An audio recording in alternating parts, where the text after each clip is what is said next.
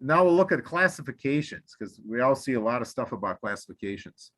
This is we use the Whyte system. It's Frederick Whyte was an engineer, mechanical engineer in the New York Central. He said back around the turn of the century, he says, we gotta get something here because this is complicated. We got to figure out some way.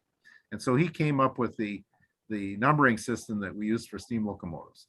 The lead truck is here, and you have to have, like, passenger engines have to have 4 wheels up here because you have to pull that engine around. That's a lot of mass, a lot of inertia, and you have to pull that engine around the curve. And if they didn't have it, they learned very quickly you got to have, especially if the track is rough, you got to have a lead truck. Now the axle loading on these is about half or less of the drivers, but it's enough to pull the engine. Then you have the drivers that are driven by the pistons. That's the middle number. And then in back is the trailing truck. And that's does two things. One is it supports the firebox, and also if the engine has to back up, it allows the engine to negotiate curves going back. Now in the UK, they were using they go by axles. So a Pacific is a 231, and then they came up with a UIC code. I think that comes from the continent of Europe, and the powered. It's actually a good system. So your idler axles are just numbers, and then your powered axles, no matter what's powering them, in this case it's a Pacific locomotive, so you have 2 axles, idler axles, and you have C means 3 powered axles, and then 1 is 1 idler axle. And then guess what? We use that for diesels because a BB is 2 axles powered, and then in front and 2 axles in back. A passenger engine in the olden days was an A1A, A1A. That means there was a motor, and then the center axle didn't have a motor, and then the back axle had a motor. And then of course, most of them now are CCs, which means three motors in front, 3 motors in back. Interestingly, General Electric is now making freight locomotives that are A1A. And they have this exotic system to unload the center axle when they start the train, and then once they get going they only need 4 motors, so it cuts down on maintenance. So the Burlington Northern's got some of those. Not they don't use those on coal and heavy trains, but for manifest they work pretty well. So these are all the Whyte steam locomotives. The Northumbrian, that's obviously from the UK, was an 022. And then we had they figured out right away that switch engines don't go very fast. They only go around the yard. You don't need a lead axle or a trailing axle. And so you can put all the weight on the drivers. That means you have more tractive effort, because the more weight you have on the drivers, the more tractive effort you have. Usually it's about, back in those days, it was about 1/4 of the weight. If you have 50,000 pounds on an axle, on a driver, then you have 12,000 pounds of tractive effort. And then 6-wheeled switchers, 8-wheeled switchers, and then you got into some huge ones in special cases. So here's a 6060, no axle in front. Narrow gauge. Huh? That's narrow gauge. No, it's regular. This is the engine that ended up. I'm looking at the counterweights on the wheels, drivers. Yeah, they're big because it's a small driver.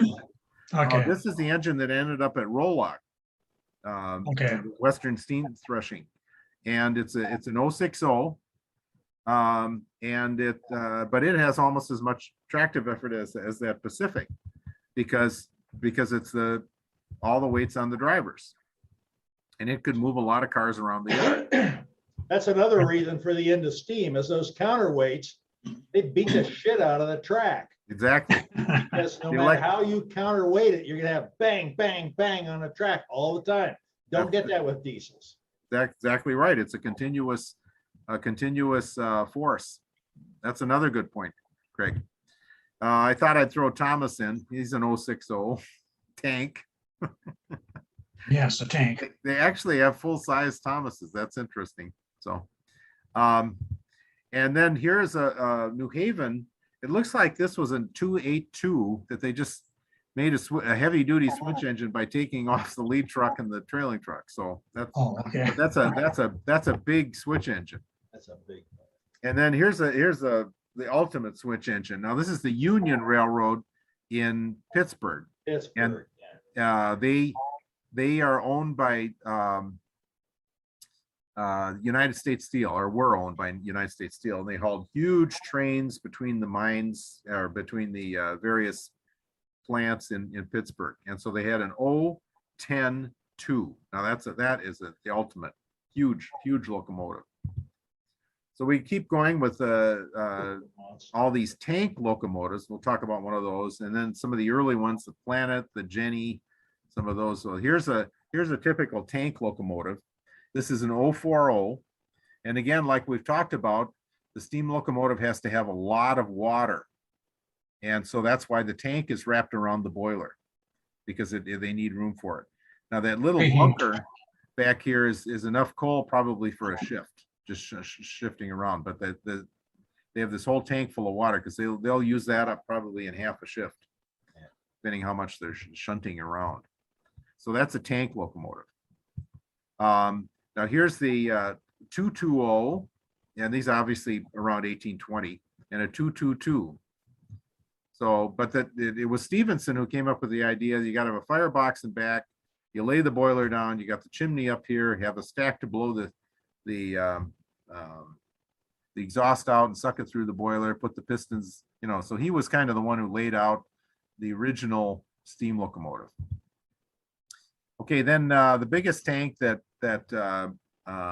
was common at around 1850 was or 1840s, the Mason Bogie. We'll look at one of those, and then there were Atlantics and Baltics. It's 464. The Baltic, the Hiawatha. If you remember, the Hiawatha went from Chicago to St. Paul and Minneapolis, and initially, when they streamlined the trains in the 30s. They bought Atlantic steam locomotives. The Zephyrs and the were buying diesels, but Milwaukee said, no, we're going to use a steam locomotive. And so they bought Atlantic, the 442 steam locomotive, and they were running about 7 cars, and they'd run up to 100 miles an hour. They made it in less than 400 minutes. Well, then the train kept getting more popular, and so they had to get increased to 12 or 13 cars. They had to get a 464. But they did not call that a Hudson. They called it a Baltic, because of course they couldn't be Hudson, so. But here's the Mason Bogie. It's a tank locomotive, even though the tank is back here, because it's all one frame. This is all one frame. Then we started getting into some of the bigger ones, 242s of Columbia, Forney, the Mogul and Prairie, 260, 262, in the last part of the 1900s, 1800s, and the early part of the 1900s, very common. The Great Northern and the Northern Pacific here locally had hundreds of them. And then we have the Adriatic, which is a 264. That was used in Eastern Europe quite a bit, but not in North America. And so Lionel made a lot. That was their most common locomotive. I was wondering, where did they get that? And then the Consolidation. Well, here's a Consolidation. That's actually a model, but it's a two wheels in front, 8 drivers, and then no wheels in back. And that was a big, very common late in the 1800s, early in the 1900s. Here's the Lionel Adriatic type. So that's the only way you'll find one in North America. They sold a lot of those because they're 027 and anyway. Let's see. Oops, sorry, going the wrong way. Oh, wait, right. No, wait a minute. Here we go. There we go. Mikado was probably the most common prototype engine in North America. 282, and apparently the first ones were bought by Japan early in the century, and the emperor at that time was Mikado, and so that's how the name stuck. And then, of course, in World War II, they tried to change the name, but railroads, you don't change much, so it still was a Mikado. In narrow gauge, most of the Rio Grande locomotives on the narrow gauge were 282s. And then I talked about Lima and their superpower. That was the Berkshire. locomotive, which they first came out with, where they put a big firebox. We'll look at a picture of one. And it's named after the Berkshire Mountains in Massachusetts because they ran from Boston to Albany. They were the first ones who bought it. And then of course there's Decapod, and then I think we gave some to Russia in World War I, and there were Russian Decapods. The Santa Fe had 210-2s, and then the Texas and Pacific had the 210-4s. So here's a 282 Mikado. And then here's the 282 K27. That's, they call them mud hens. You can see why, because the counterweights are in the mud. Small drivers, but they were good pullers. So, and then here's the Berkshire. And you can see that the firebox used to be between the wheels, like on the American, but it got big. That's the Lima figured out to make a big firebox, and then superheat it. They have a feed water heater up here. They had everything on it.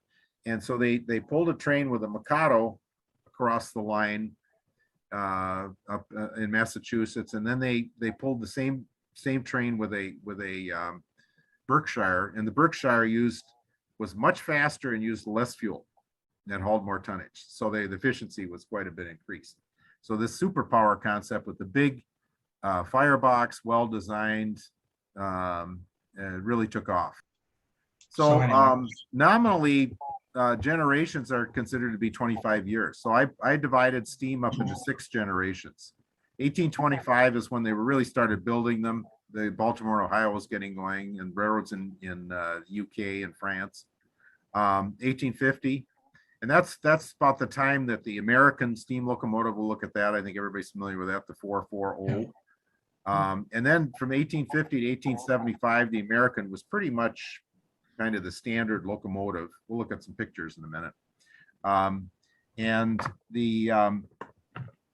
And then about 1875, they started adding more axles and making the steam locomotives bigger. And then in 1900, bigger yet. 1925 is when they started Lima engines in Lima, Ohio. If I got that right. It is Lima. It's Lima, Ohio, right? Isn't it? If you say Lima in Lima, they'll throw you in the river. What about the company that builds steam locomotives? Is that Lima or Lima? Lima. It's Lima all the way. Oh, it's Lima. Okay, well, I'll correct myself then. Yeah. Said from a guy who grew up in Ohio. Yeah. Okay, all right. So Lima steam locomotives started the superpower, and we'll look at some of those where they really figured out how to make steam run a lot better and more efficiently, and that was from 25 to 50. And there were railroads, we'll look at some pictures at the end that tried to keep steam going, but it just, the economics, as we've seen. And then from 50 till now is basically the restoration. To Germany had more horses than they had vehicles. Wow. They had over 1 million horses to move stuff, including the fodder. Now, what about railroads? Did they have diesels? Not very many. Yeah. Germany had coal. They did not have a lot of oil. It was synthetic. Now we can talk a whole bunch about all the different battles and all that and how they tried to get fuel. That was another problem with the FT-109 or whatever it was, the great fighter that they had in the war over Britain. It ran synthetic fuel. And guess what? That fuel did not have the energy of the high-grade petrol. Oh, interesting. So it reminds us not about Germany, but about different times and places in our world where different energy sources and different types of energy were effective. That's like in recent times, it's common to have engines driving alternators in order to have power in some of these areas of the world. They don't have big plants like we have in this country in all areas. And they consume a lot of water. And diesels are that's true. But they've really made diesels very, very efficient. So in remote areas, the diesel plant.